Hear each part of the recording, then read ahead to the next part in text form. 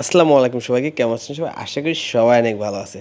তা অনেক দিন পর আজকে একটু গরম, গরম জিলাপি খাইতে মন চাচ্ছিল। তা সন্ধ্যার সময় কোথায় গরম, গরম জিলাপি পাওয়া যায় সেই চিন্তা করতেছিলাম।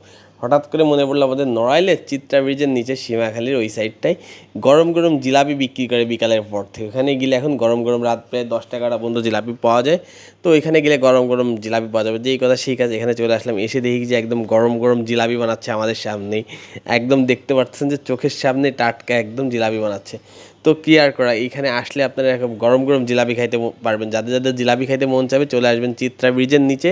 এসে দেখবেন এই যে আমার কাকা আছে, সে জিলাপি বানাচ্ছে, আর এই যে পাশেই চিনিসে সব কিছু চোখের সামনেই বানাচ্ছে। আর একটা জিলাপির দাম হচ্ছে 10 টাকা করে। আপনারা একদম টাটকা টাটকা গরম গরম জিলাপি খাইতে পারবেন এখানে এসে। আর এটা হচ্ছে আপনাদের নড়াইল যে চিত্রা ব্রিজ আছে না, ঠিক চিত্রা ব্রিজের নিচেই, মানে এই পারে আর কি, মালিবাগের এই সাইডে।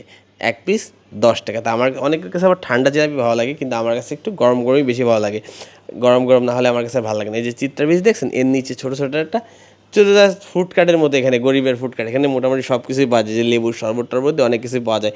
তারপরে এখানে দেখলাম যে ডিম ছোলা ভুনা বিক্রি করছে, ছোলা দিয়ে ডিম দিয়ে ভুনা, মানে 5-6 ডিম দিয়ে, মানে অত চলে না। তা ভাবলাম যে আসছে যখন ট্রাই করে যায় যে ডিম ছোলা ভুনা কেমন। কারণ নড়াইলে আমি আগে কখনো খাইনি যে ডিম সিদ্ধ দিয়ে ছোলা ভুনা। হয়তো অন্য কোথাও বিক্রি করে, আমার সামনে হয়তো বা পড়ি নাই, বাট আমার কাছে আজকে যখন সামনে পড়লো তা ট্রাই করে দেখা যাক কেমন। তো এইটার প্রাইস ছিল হচ্ছে 40 টাকা, 20 টাকা ছোলা মেবি, আর 20 টাকার ডিম, 40 টাকা ছিল প্রাইস। তা মোটামুটি খেতে একেবারে যে খারাপ তা না, কিন্তু ছোলার একটু আমার কাছে ঝালটা কম মনে হয়েছে। অনেক হয়তো বা ঝাল খায় না, এই জন্য ঝাল কম হয়েছে, আর অনেকের কাছে বেশি লাগতে পারে। আমি একটু ঝাল বেশি খাই বলে আমার কাছে কম লাগছে।